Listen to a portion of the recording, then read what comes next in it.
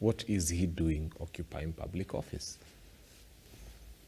If you want to heal this nation, if you want to build this nation, and you go to a market where you have Professor here, and so many other good brains that sit on this show, and all over the place, and you just decide to settle for Moses Kuria, and then you want us to discuss him.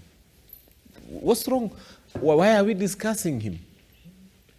There were better brains at Strathmore University of Nairobi.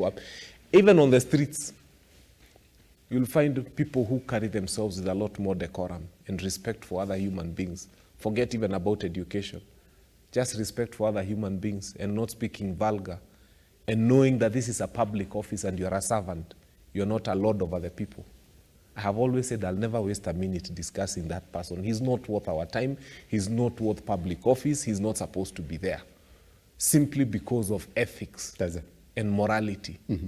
Forget even about education qualifications. We have seen people who are not as educated as he is, but they are humble and respectful. And there are things you do not say in a place where you know when you talk about urinating in someone's gate, and that message will go to a child, a grandmother. You know when you speak on public, when you speak on media, that message is received by generations from the smallest to the oldest.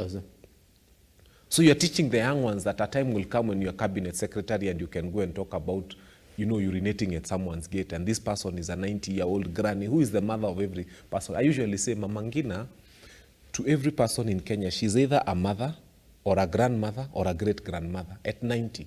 Na huyo mama hajaisimama mahali akatukana mtu. So when you start saying such things, and Moses Kuria has said many other things that I cannot, even look at his Twitter handle. You look at his Twitter handle and you wonder, is this a cabinet secretary? Yes.